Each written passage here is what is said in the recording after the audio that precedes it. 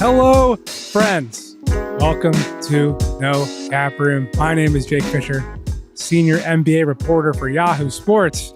I'm in Boston. I have confetti. Woo! The Celtics are the champions. Banner 18. Riding with me from our offices in Manhattan, it is senior NBA writer for Yahoo Sports. It's my man. It's your man. It's everyone's man. It's Dan Devine wearing a tie. How you doing, buddy? I'm great, man. Yeah, I figured if the champion, I wasn't going to be in Boston. I wasn't going to be wearing a suit because I'm just in the office here. But I figured I could wear a tie. Least I could do to show some respect for the office, some respect for the night where a champion could be crowned. And a champion was crowned. I don't know if you could see. It's like a flower sort of print here on the tie. We're going to give our flowers to the Boston Celtics. They were the best team in the league since the ball went up in October. They were the best team throughout the playoffs, and they are a worthy champion, absolutely beating the brakes off of the Dallas Mavericks in Game 5. That they did. 106-88 is your final. 4-1 is your series score. Again, banner 18. I will tell you, as someone who still smells like champagne from the locker room festivities, there was definitely some the Lakers, banner 18 talking going on. Plenty of cigars before the game even ended. And I watched many a grown man, not many, I'd say a couple, gingerly touch the tips of their cigars to light one another while having them in their mouths. That was something I wasn't expecting to see. Also wasn't expecting to see Dan's boy, Eddie House, multiple times. Eddie House acted like I think people expect the meme version of Paul Pierce to act, being that I ran downstairs from the 9th floor halo before the game ended, just kind of spit myself out into the stadium section where Eddie happened to be sitting. And then I found my way to the media section to get down the stairs there. Popped over, Eddie House over my shoulder, like Where's Waldo, like grabbed Cedric Maxwell in a headlock as he's winding down the radio broadcast. And then I'm waiting to see Ray Allen and Brian Scalabrine and Eddie House. They're all on the floor together as the trophy celebration's going on. Then after everyone leaves the stage, Eddie House is back on the stage. It's still here. Eddie House had a hell of a night. Happy for him. Dan, how was your night from watching this game, but many games you watched in the office? It's true. And do you have any big takeaways from this one? I mean, my main takeaway is I'm sort of in like the Magneto glass box, like the Magneto jail cell from X-Men, and less fun to watch it in here than Eddie House had. But my main takeaway is like the question was, did Dallas like find something in Game 4 that would be replicable, that could be a formula for them going forward? Or was it just kind of that the Celtics up 3-0, knowing they had the series in hand, maybe had like a human nature, let go of the rope loss? And the Celtics came out looking extremely intent on making life hard on Dallas right away. 9-2 run to start the game. Defense was locked in. They weren't hitting their own shots, but they were generating good looks. They had clear game plan stuff they wanted to get to. And it just became clear pretty quickly, like, oh yeah, the Celtics are not screwing around. They are locked in. They are focused and engaged on getting this done tonight. And it wasn't so much that Dallas's formula couldn't have worked, but Boston was like, it reminded you quickly that Boston was just the better team and had been the better team for the entire first 3 games to run up that 3-0 lead. So much of what we saw was a continuation of those first 3 games where it's like the Celtics can get good shots whenever they want. They have clear buttons they can push to make life hard on Dallas defensively. They have a clear game plan defensively of like, we are going to make everything difficult on Luka Doncic and Kyrie Irving.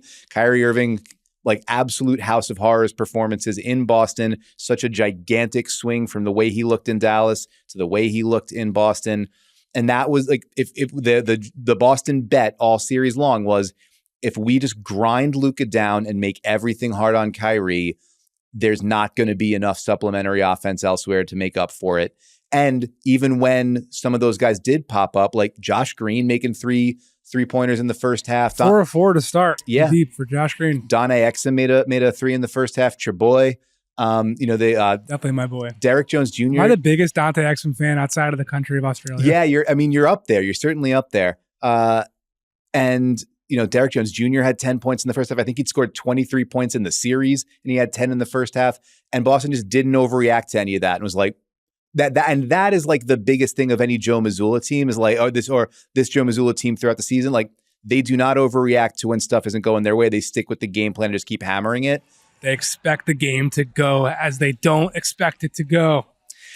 One of many wonderful Mazzulla isms and the general idea that he's got. But yeah, it felt pretty clear pretty quickly that this was not like a carryover of Game 4. And then when the Celtics went on their big run at the end of the first quarter, it was kind of like, all right, if Dallas doesn't counterpunch early in the second, we're done. And then we got done pretty quick.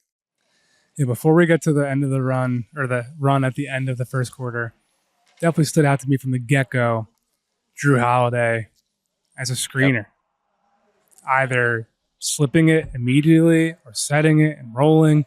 He had that first 6 points and just kind of found like a crease and a pocket in Dallas's defense that seemed to like be open from the jump. And sure, Dallas played it even. I think it was tied at 16, if memory serves correctly, after they fell down a little bit. But yeah, after that first quarter run where Tatum had one really hard drive and one, he's flexing and pounding his chest. A lot of emotion out of him, which doesn't usually play with.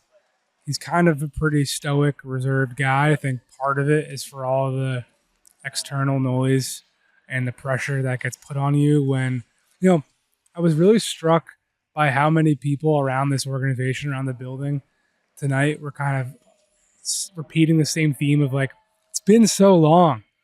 And like, it's been a long time coming. Like, that's what happens when you make the conference finals, when these two guys were a rookie and a sophomore in Tatum's very first year.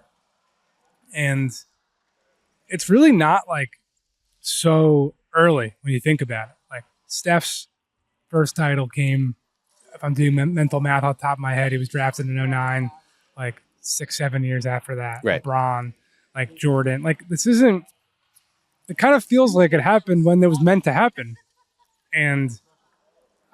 But like, you could feel all of the noise and all of the naysayers and the doubt especially,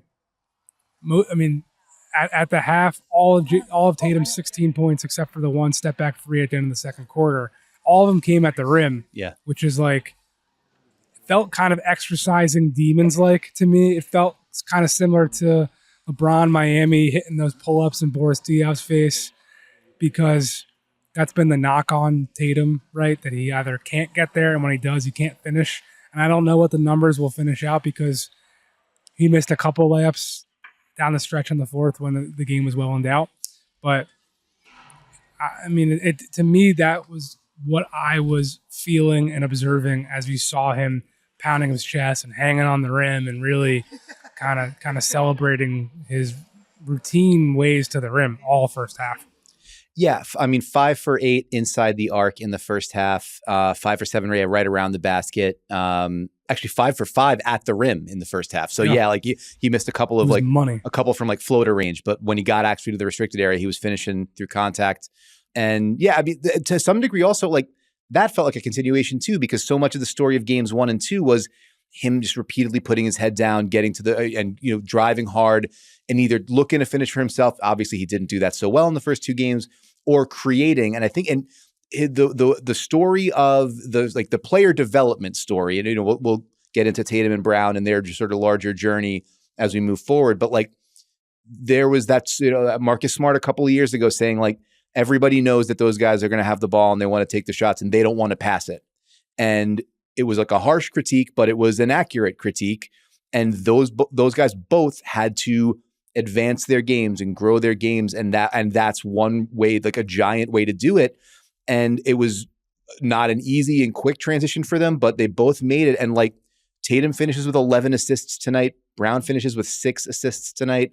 their ability to, with the game on their shoulders and the team on their shoulders, handle more of that shot creation workload for other people. Look to use the drive to create, the way that it allowed both of them to punish Luka Doncic throughout this series and basically make him the main character of this series. Like Jason Kidd has been really adamant, like he's in every pick and roll. He's in every isolation. They're going at him constantly, and everybody can, but it starts with those two guys and their ability to get downhill, collapse, kick, create, get the machine humming. It's just it was an easier shot or better, higher quality shot generating machine than Dallas had access to at any point in the series. And that was the story of the series.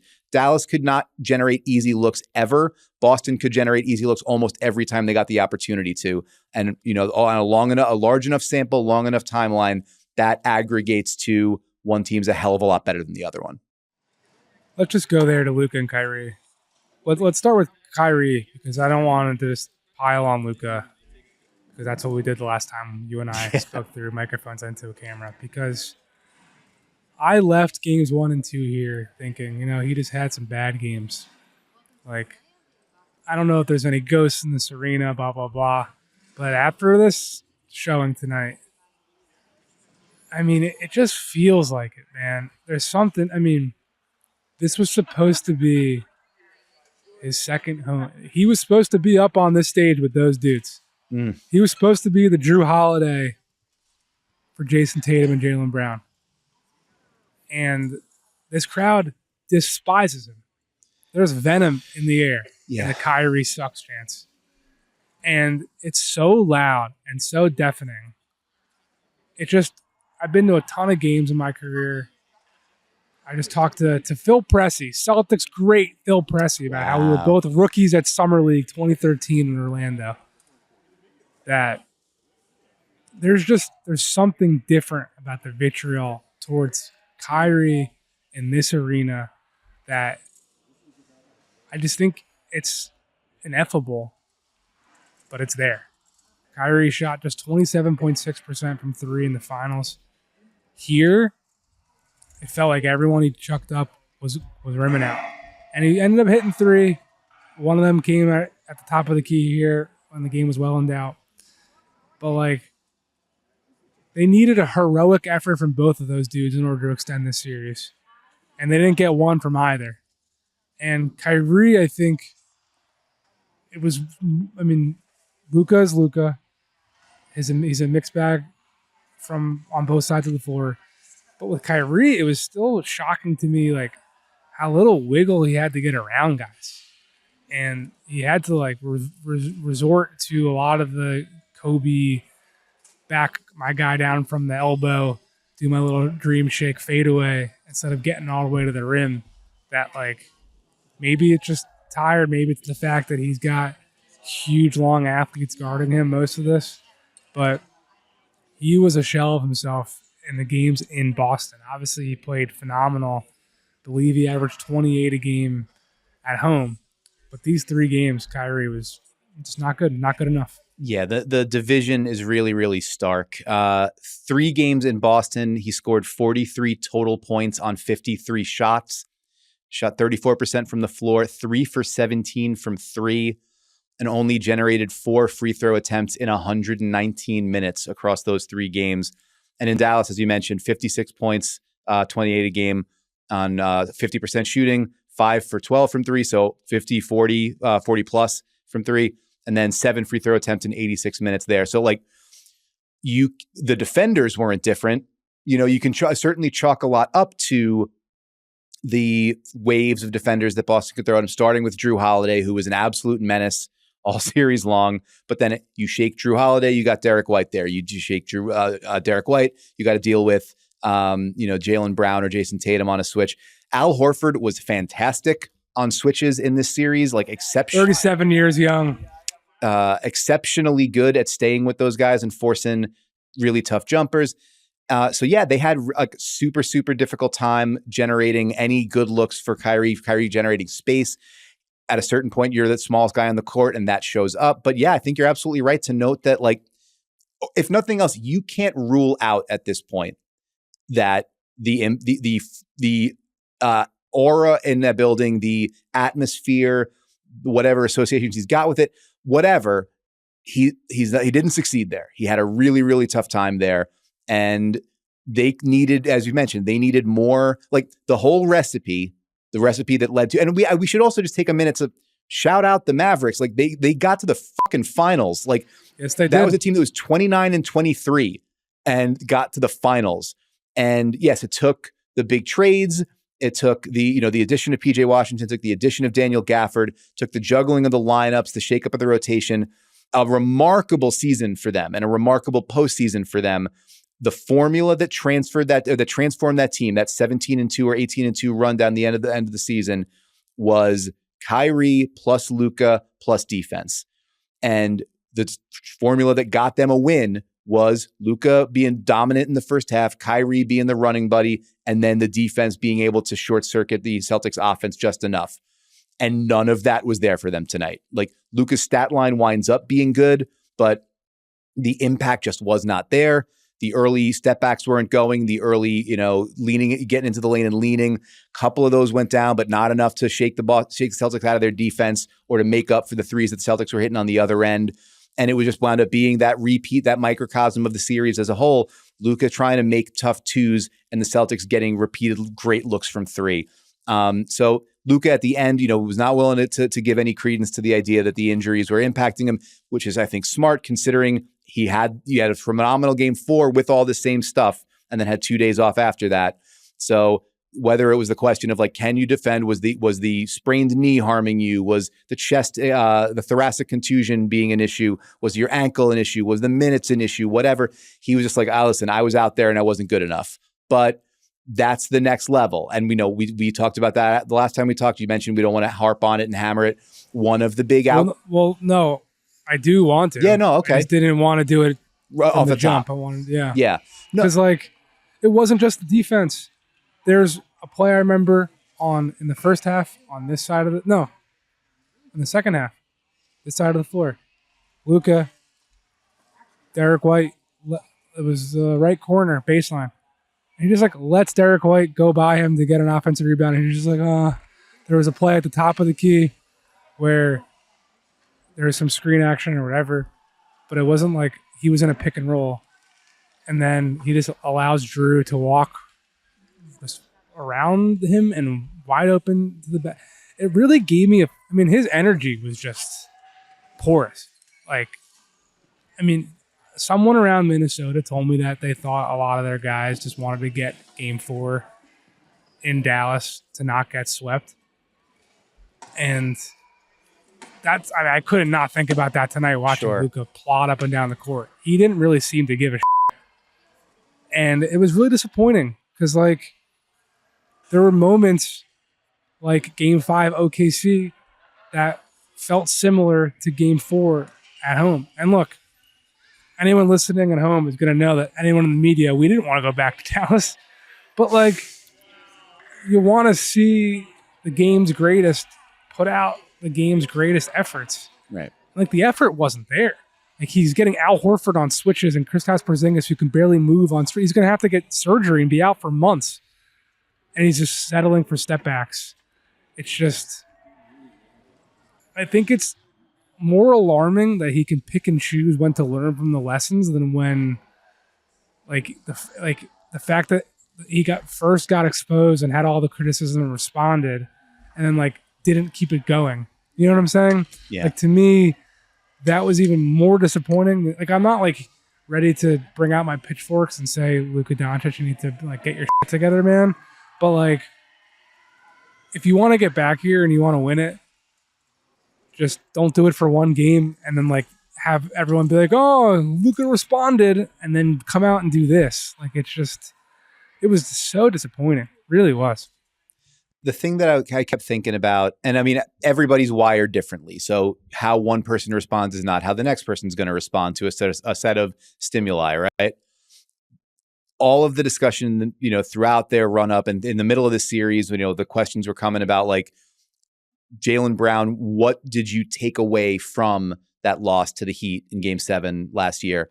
Jayson Tatum, what did you take away from that loss to the Warriors being up 2-1 a couple of years ago, and then falling down, losing 3 straight games in the finals. And Jaylen Brown said something. Jaylen Brown said a lot of cool shit, but Jaylen Brown said something that is just going to stick in my brain. The quote was, "My experiences, the heartbreaks, the losses have all kind of cultivated into what you see now. I don't want to feel that again." And that's what it is. Like, yeah, you hope. I mean,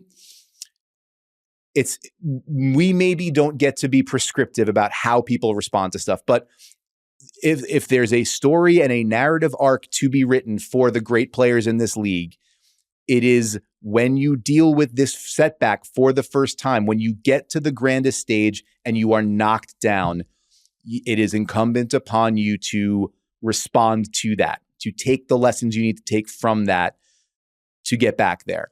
This is Luka Doncic's opportunity. All of the greats that came before him that were laid low had the opportunity, and not all of them did it. Not all of them got back, right? Charles Barkley never wound up winning the title. Karl Malone never wound up winning the title. Patrick Ewing never wound up winning the title. A lot of those guys never got back to the same stage. I'm going to give you some modern ones that just came to mind.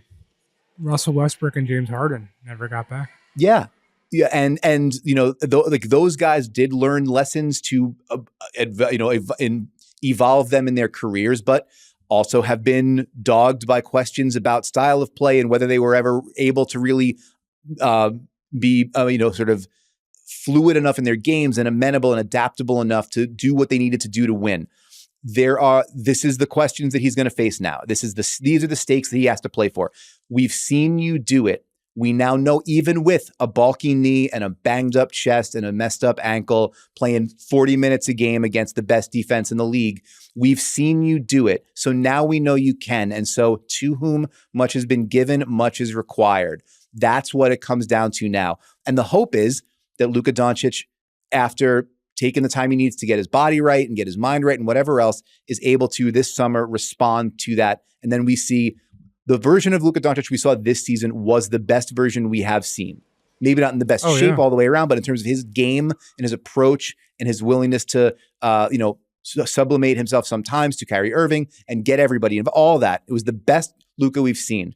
And there is, I think, a widespread belief that there is more that there can be tapped into there. And this series has to show him what is required to get there. Those guys got there on the other side of it, and that's why they're champions holding the big gold trophy. He's got to get there too. And so, that's not a particularly satisfying bit of analysis that's like, instructive, but this is what happens. At a certain point, it becomes a blunt object. Like, he's got to get to that place. And failure is part of the deal. And so, like, now that you've done that, you've had the failure, you've had what that feels like.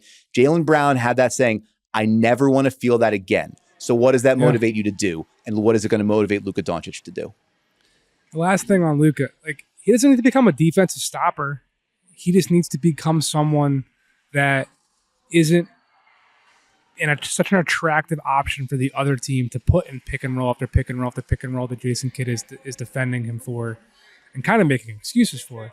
Because, no matter what, there are going to be certain, this is not like a uniform thought around the league, but there are just going to be certain coaching staffs that are going to say, okay, well, that guy, whether it's Jalen Brunson, whether it's Trae Young back when Atlanta's been in the playoffs, they're running pick and roll every play on their side of the thing, so let's just double their workload and make them do it. Yep.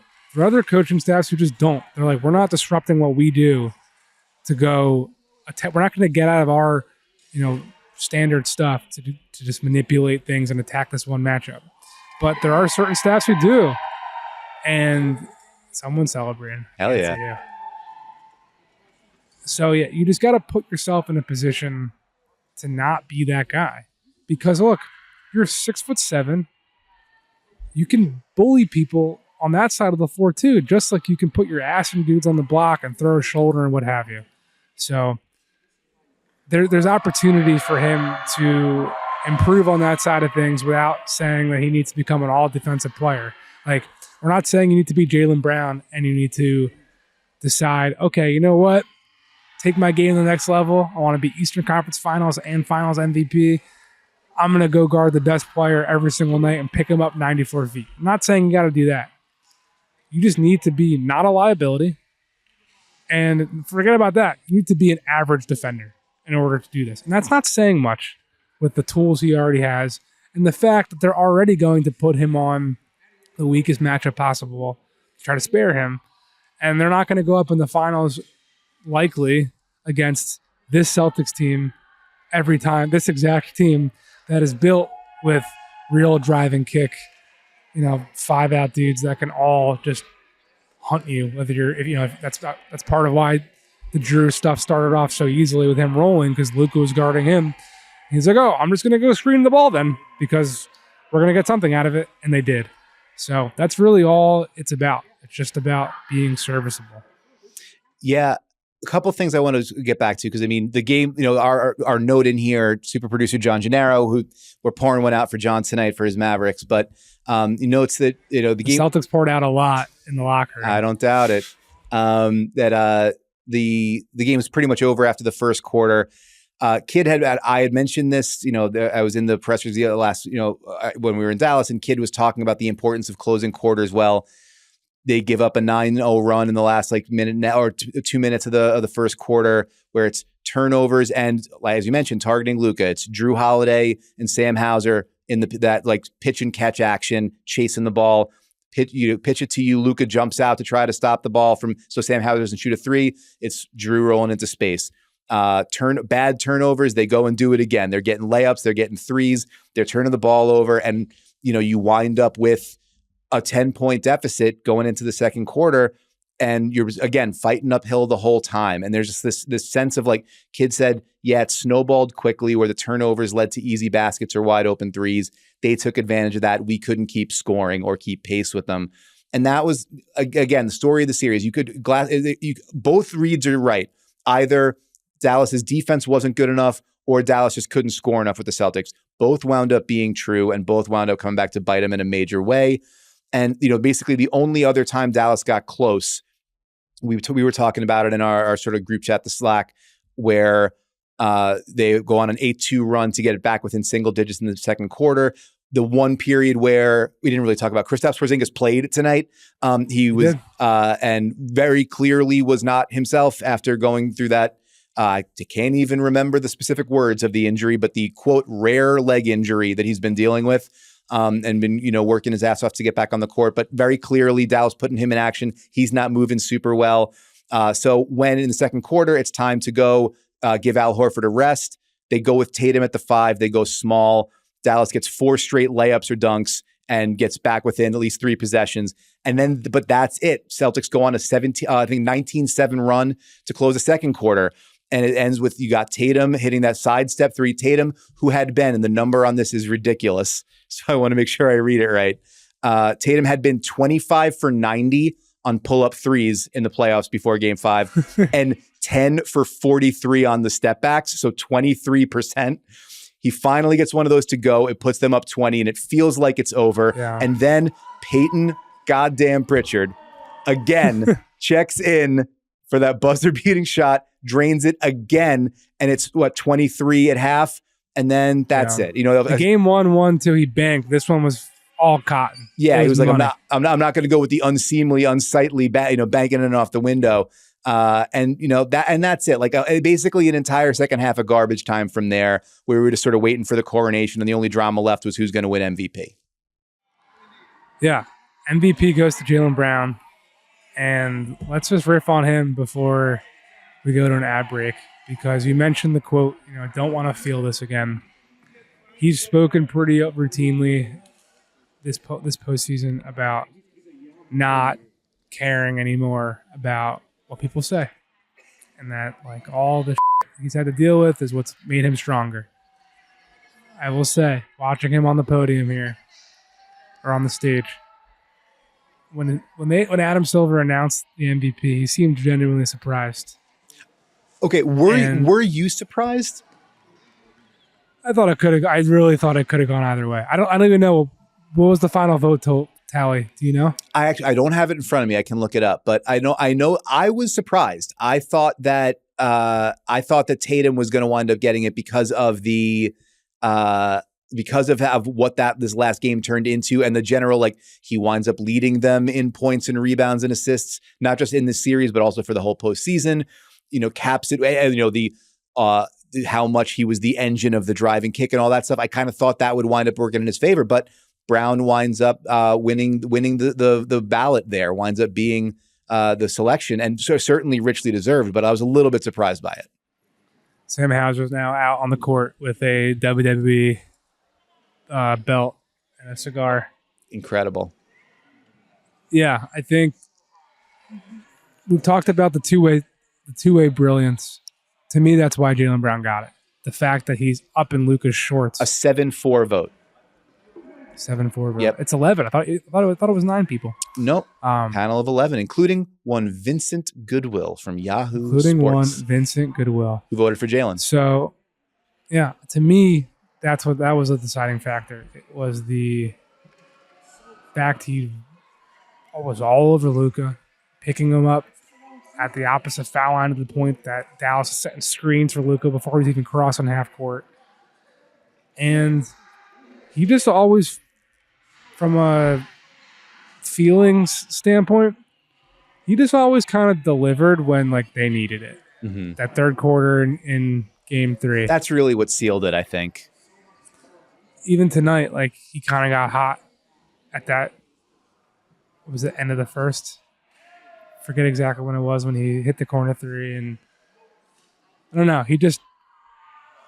He felt like the dude that was leading the charge from like a physical, like battle imagery, if you want to use that. And I thought from the 2 years ago when everyone's making fun of his handle, again, I'm leaving here, closing my eyes when I imagine Jaylen Brown, thinking of that right to left through the legs crossover that he can do anything out of now. Mm-hmm. Pull up, explode past you. He's got his own little Kobe bag of, I'm going to get into the paint and hit you with a shoulder, and I can turn over both. Flawless player. I do not see a flaw in that man's game. And it's a remarkable achievement for someone who, number 3 draft pick in 2016, it was all about Ben Simmons versus Brandon Ingram. Yeah. That was the big debate. And it was a debate years into it when Simmons does what he does for a little while, becoming a multi-time All-Star and an all-defensive player, and Brandon Ingram got kind of anointed when he was an All-Star in New Orleans. This dude's just straight up better than both of them. Simmons is not even in the league from like a legitimate. I mean, like technically speaking, yeah, he's still on the roster. A member of the roster. He's going to make like $40 million this year, but that dude doesn't play basketball on a regular basis. Brandon Ingram, I don't know what his outcome's going to be right now, but all the talk around the league is that he's a major trade candidate because the Pelicans aren't going to want to extend him. Jaylen Brown's got the richest contract in league history, and he just won Finals MVP. So, and he was a dude who at Cal, far more of a raw athlete. People never believed that the jumper was going to be there. There was talk of him being like too smart, and that was like an issue, that he was going to have more focus. And I remember back during COVID when he went down to Atlanta to like lead one of the George Floyd marches, like he got some flack for that. Like the dude is everything you could possibly want Jaylen Brown to become if you are a Boston Celtics fan, if you're in this front office.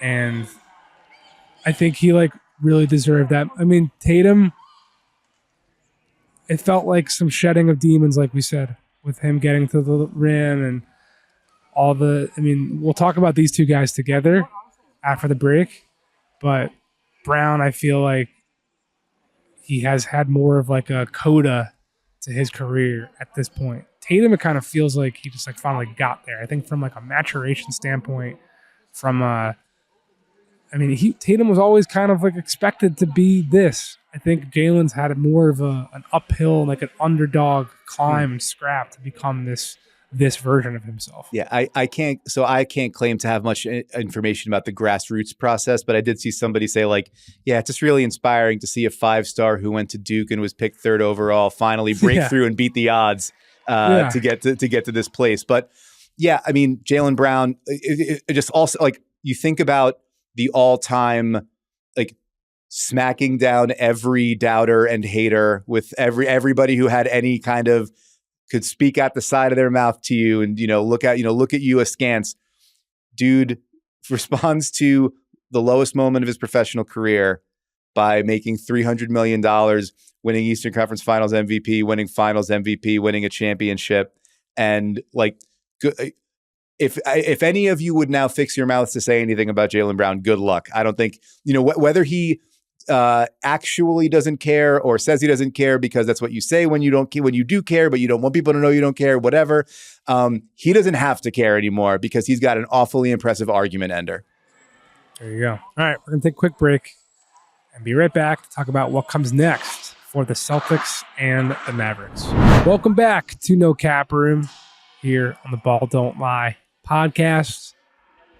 Sitting here still, courtside, the confetti, things are happening. Dan in a Midtown Manhattan office. The Celtics, they expect to be back here. That is the future in their minds because this Tatum and Brown iteration. It's funny. I tweeted this out at one point during the game because I've been getting ready for the offseason to start now. It already started, 12:01 Eastern. It started before we started recording this. Right now, teams can negotiate with a free agent. So that could happen before we wake up. But this has been such a mixing and matching process of finding the right pieces around Tatum and Brown. And I was looking back, I saw a note, and a lot of this is like a stream of consciousness that when I get these like phone calls and someone says something, it was Celtics trying to move Brogdon, ? Marcus Smart is gettable. Derek White is the guard they want to keep. And I don't think when the Celtics traded Marcus Smart, they envisioned Drew Holiday becoming part of this. They definitely envisioned Kristaps Porzingis being part of this because they very quickly turned around and acquired him from the Wizards. But to me, it's definitely like this is a win from a team building standpoint of the fact that Jayson Tatum and Jaylen Brown, 107 playoff games together, the largest number of games for teammates ever before they won a title. And in today's era, it's so rare that you will get that opportunity. Like we just talked about Ben Simmons and Brandon Ingram before. Like Ben and Joel were supposed to do that in Philly. B.I. and Zion were supposed to be that in New Orleans. And so on and so forth. And this team, there were calls for them to split up the two J's. There was a point before their run to 22, before their run to the finals, where they were like 11th, was it? They were one game under 500, 22 and 23, I believe it was, in like January. And they turned that switch. And they got here. If they did not, because remember, the year before, 2021, they were a 7 seed and lost in the first round. Yeah, they were a 500 team that got swept by the Nets. By Kyrie Irving's Nets.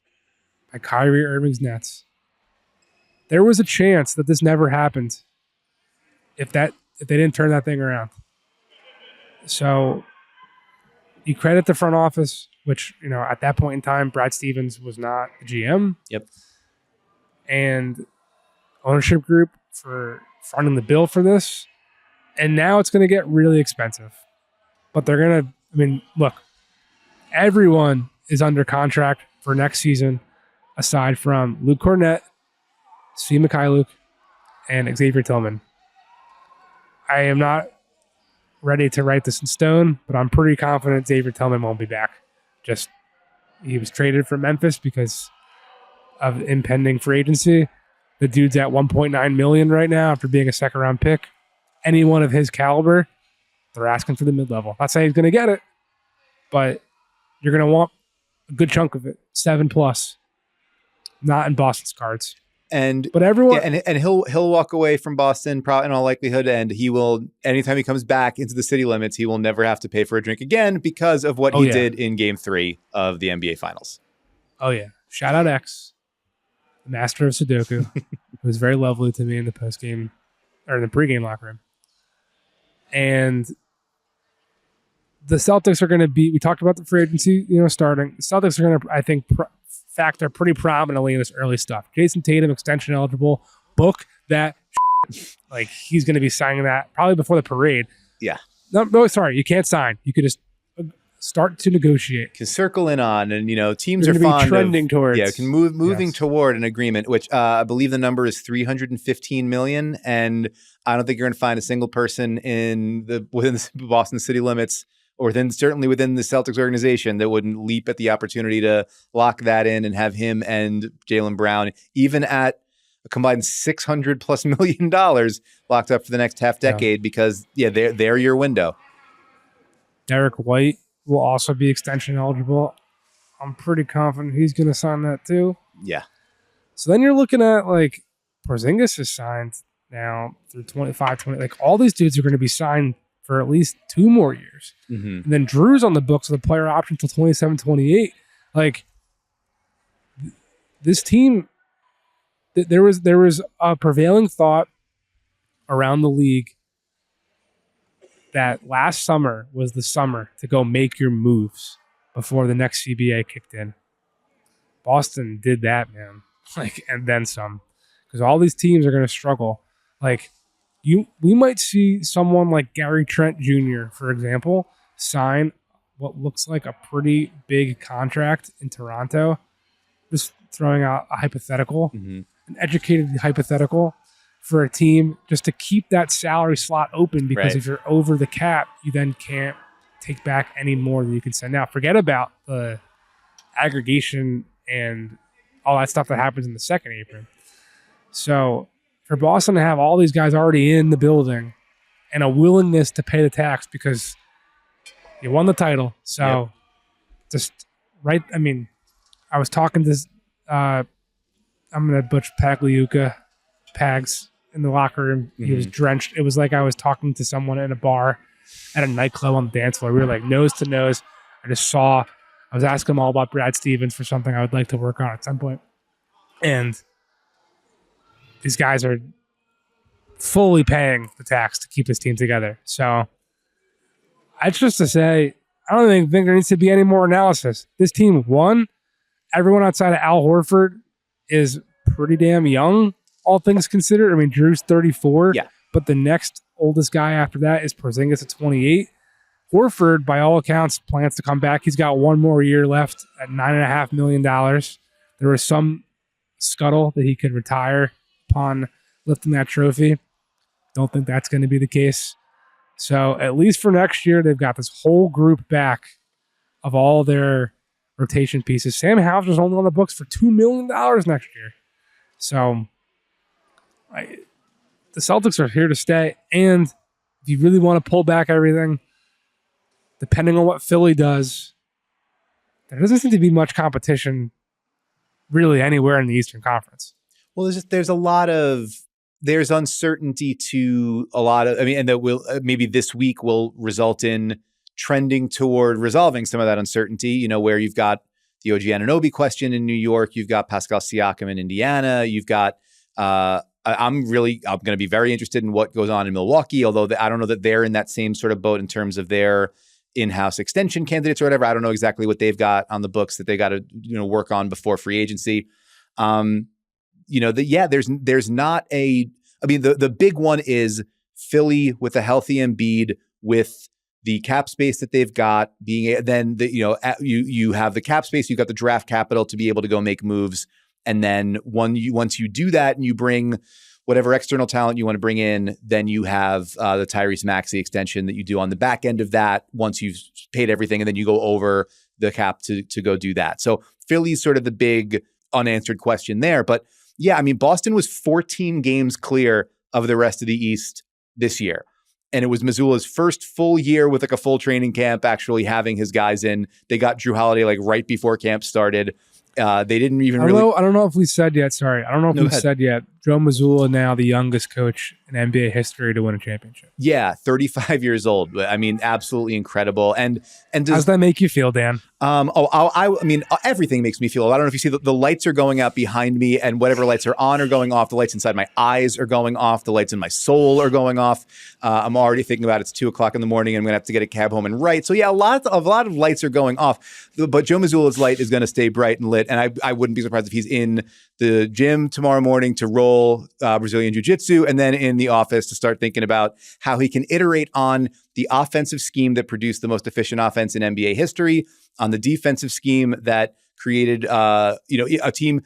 The Wolves were the best, the most efficient defense over the course of the year. They absolutely got destroyed by the Mavericks, and then the Mavericks could not score against the Celtics defense. So what they've built there and what he has optimized is a real monster. As you mentioned, the entire top 8 comes back. Moving forward down the line, there are off ramps and pivot points if they want them. Like the way that these things are staggered. You mentioned Porzingis has his extension kicks in. He's on the books for 2 more years. So not next summer, but the one after that, they can decide what they want to do with him. Holiday the summer after that. Horford, next summer. There's like big chunks of salary or spots that they can move around over in each of the next 3 years. But basically, this is it. They've opened a window here and put themselves in position where, like, you could. I mean, I don't know if maybe Jordan Walsh turns into a contributor. Maybe Jaden Springer that they brought in from Philly winds up being somebody on a comparatively lower cost deal. It winds up backfilling some of those rotation spots. They've got some options, and the fact that Tatum is 26 and Brown is 28, or they're going to be that next season, it provides optionality for them, and it provides a big, wide open window for a team that knows how it wants to play, that knows how to play that way, and that has basically essentially like a solve for both current structures of offensive and defensive basketball. Like they can switch everything and play drop, and they can play 5 out, or they can play 4 out, 1 in, and they can move their pieces around the chessboard in a way that makes them almost impossible to deal with on both ends of the floor. Quick, I'll just note, Tim Bontemps at ESPN has reports that Porzingis told him his injury will require surgery, will have a recovery process of, quote, a few months. It's torn medial retinaculum, allowing dislocation of the posterior tibialis tendon. But it's there. He worked to get back. I'd say that's been expected. Yeah, I think everybody figured that was what was going to be coming, but just Porzingis saying it now. So the expectation is, I mean, also like if you're a big fan of Latvia in the Olympic qualifying tournaments and stuff like that, tough news for you. But oh God, what was the name of that point guard that we loved? I don't remember, but yeah, I do remember liking that point guard. He's good. But yeah, so it's going to eat me. So a few months of that's something to Arturs Zagars. There it is.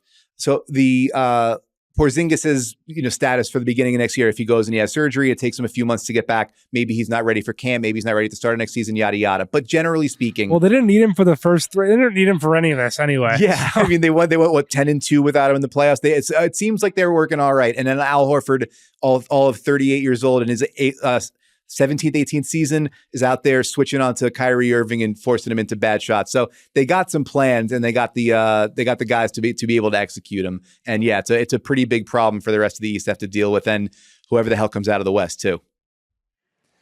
Speaking of, I mean, for Dallas to get back to this stage, they have a tall task, just being that the West is really tough. Yeah. Their offseason isn't really that interesting, I will say, being that they also have pretty much everyone on the books for next year, except for Derek Jones. Pause. Before we get to that, I just want to say that's part of why the P.J. Washington and Daniel Gafford deals were so worthwhile to this team, being that both these dudes are 25, and they're on the books through 25, 26. P.J. just signed a 3-year deal last summer, and Gafford had signed a 4-year deal the year before. And they're right around the mid-level. So you're getting 2 starters for that number, $14 million each, basically, give or take AAV. Pretty damn good value. Mm-hmm. So that's part of why they wanted to go after. They saw them as being long-term pieces of this. It would help if PJ Washington shot 45% from three like he did in the Oklahoma City series. Yeah, starting to feel like that one was the outlier as opposed to the that was the exception that proves the rule, which is that if you let PJ Washington shoot, he's probably going to miss 2/3 of them. So that's the thing. Like Derrick Jones Jr., who this team got on a minimum, they would like to have back. Luka would like to have him back based off of everything I have been told. And the Mavericks are aware that they only have the taxpayer mid-level to give him, which is below. I don't know exactly the number off the top of my head. I need to get that ready to go. The full mid-level is 13, and that's probably more in the ballpark of what he would like to get. If the Mavericks would like to retain Derrick Jones, because he probably will be above the minimum and above the taxpayer after what he did this playoff run, they are going to have to trade one of Tim Hardaway Jr. or Maxi Kleber, which they've been trying to trade Tim Hardaway Jr. for like 3 years. The one thing that benefits them now is he's now an expiring contract, $16 million for next season. And like we were just saying about the Gary Trent stuff, I think there's a greater chance of teams willing to take on that type of deal now just to have that salary slot to be able to do future things with. If they're able to move one of those two guys, though, and Kleber was a shell of himself this series, I do wonder if that's like a potential yips type thing moving forward, because the guy couldn't have hit water if he was on a boat. You know that one? And I do know that one. I felt bad for him, to be honest, but like Luka, you could tell, didn't trust that dude. And that's a far cry from playoffs past where he's hitting 7 threes and can't miss, and he's the one guy Luka trusts. You know what I mean? He had a point tonight where he grabbed an offensive rebound and didn't even look to. He was on the right side of the rim with no defender near him. All he had to do was put the ball up off the backboard, and he didn't even do it. And you could kind of see Luka like raise his hands, like, "What are we doing?" But I mean, I don't know if it's because the shoulder hurt him so much he didn't even really want to lift his arm up or what. But but by the end of it, there was like he had nothing left to give. It felt like, and Tim Hardaway Jr., what he had left to give came in garbage time of Game 4. So yeah, wouldn't be a big surprise to see one or both of those guys on the move. So Kleber's still on the books for 2 more years at $11 million. I think that just makes it more logical that THJ would be the one out the door. And then when you do that, you open up both your biannual and your non-taxpayer. So that is really the only thing to look at for Dallas. And it's just a matter of internal growth from there. Like Derek Lively, Jason Kidd said it after Game 4 when he hits that corner 3. And I remember, again, going through my notes tonight, I saw in my thing, Derek Lively shoots it better than we saw at Duke. Was Duke even using him appropriately? He's going to turn a lot of heads when he's shooting it in pre-draft workouts and blah, blah, blah. That's the next step of his progression. 20-year-old rookie. We've said it. We are super impressed by this kid. There was someone with Dallas who said to me in Dallas before Game 4 that they expect Lively's growth to be so rapid that they're going to view him as a free agency signing every single year moving forward, because they expect him to take such high leaps. Right. But then it's the Luka stuff we talked about. It's, can they get something out of Omax Prosper, who only saw garbage time here, who they used a late pick on in the first here. And a pick, I mean, he was someone that everyone, I again, going through the notes, he was someone that people thought Boston was trying to trade up for, interestingly enough, this time last year. The other guys who didn't really play in this series, I don't know how much room of internal growth you're expecting out of the Jaden Hardys of the world, but I mean, the hope for Dallas is definitely that PJ Washington can find some type of growth as a shooter. Exum can retain his strong play throughout this season. Omax can do something. Lively can continue to improve. And maybe Luka, fully rested, fully healed, takes some more responsibility on the defensive side of things, signs his Supermax extension, and they're right back in the thick of things in the West. which not for nothing isn't the worst plan I ever heard, right? Like, you It's know, not. you have a top 3 MVP candidate, you know, basically year or top 5 MVP candidate year in, year out, top 3 finisher this year who led the league in scoring, creates more points and more offense than anybody outside of the guy in Denver. And Kyrie was, you know, if Kyrie continues to be on the path of like, I know that I'm the second banana here, and I know that how to get in where I fit in and how to elevate and keep prodding this forward. That's the recipe for like a top 7-8 offense, right? And so then the question is always, what can you do on the other end of the floor? I think we've established now, like the future goes as Luka, Kyrie, Derek Lively kind of move it. This season, when they had those 3 guys on the floor, they scored 122.1 points per 100 possessions, which would have been the number 1 offense in the league. The defense was below league average, but I think we've seen enough to be really encouraged by what Lively can be as an anchor on that end. You know, even the stuff like, you know, they're when they were having a hard time shutting off the corner threes when Gafford was on the floor, like Lively can just get out there. He's longer and quicker and can make the rotations. He's more athletic. So where like you can take away some of the dunker spot stuff that Drew was doing or that Derek White was doing, and then also rotate out to the corner. Like Lively just creates new possibilities for what you can be defensively. And you know, Gafford then maybe slides into the more comfortable like energy backup role that he, or, you know, I mean, whatever. The minute who starts, who finishes doesn't it is always up in the air, but like they've got something there in that battery. They and there's a plan of attack that I think makes a ton of sense.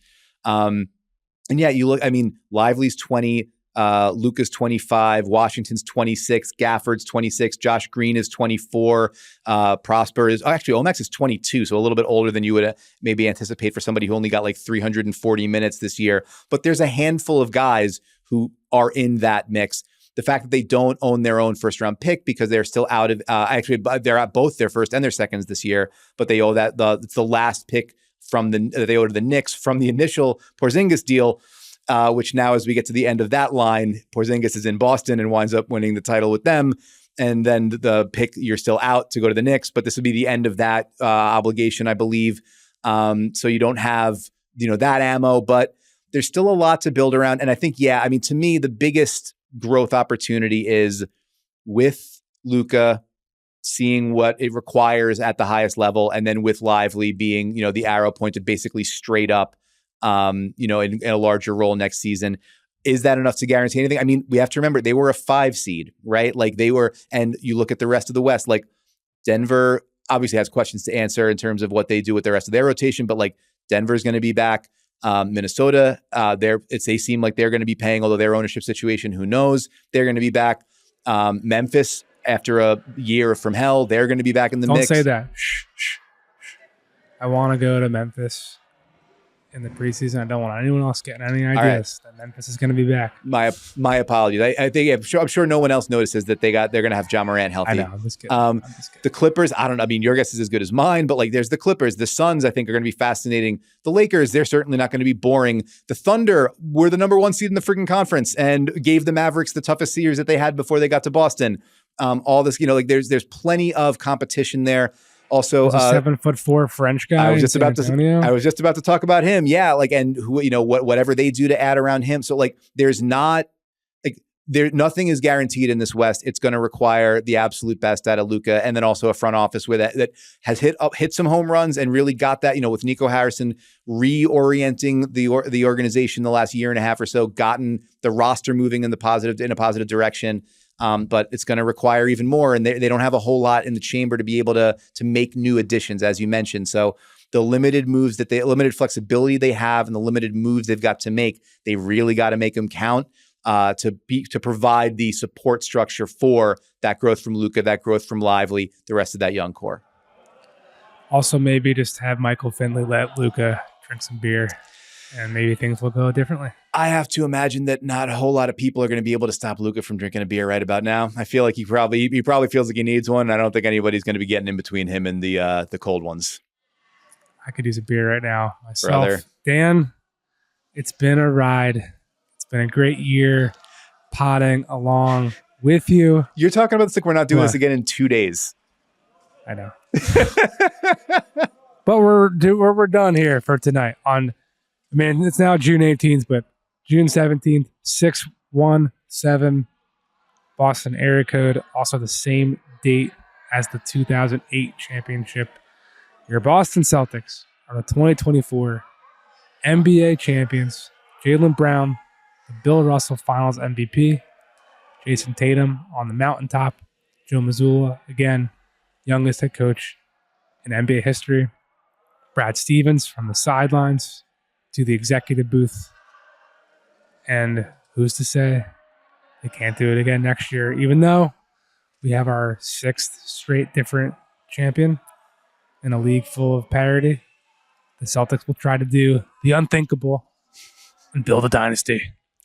That's all I got. Oh, I think that's the last thing is like, I don't know if you can build a dynasty in this age, but I think what you can do, the best you can hope for is get yourself close every year. And that's kind of what the Celtics have been for the better part of a decade and what they've set themselves up to do for the remainder of the next half decade while they've got Tatum and Brown in this window. They hit an absolute home run rebounding from the KG and Pierce era.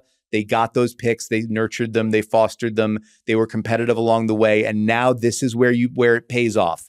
So I don't know if they're going to be able to win 2 or 3. We thought that Denver was going to be on a like war rig ride from hell for the next 3 years. And then they wound up not even making the conference finals. So a lot can happen between now and this time next year. But I would have a hard time believing that the Celtics don't at least have a chance in the next couple of seasons, because that's what they've built and that's what they've got, what they're going to be bringing back. It's awfully, awfully impressive. Yeah, it's cool. And we got to end. But it is cool when you think about that there is a direct lineage of the 08 team, that the picks from those guys became these guys. And they're right back. So shout out Boston. Shout out Celtics fans. And shout out Dan Devine. And shout out super producer John Gennaro for doing all the things to make this show look and sound great. He'll be up super late on the West Coast and waking up super early to get the day started tomorrow. Thank you for listening to us all season long. Like Dan said, we'll be back on Thursday, probably breaking down some of the early extension and contract stuff and looking ahead to draft and free agency and all that jazz, because it starts up immediately. We thank you for listening all year long. We thank you for sticking locked with us over the coming weeks. And please come back again in 72 hours for another edition of No Cap.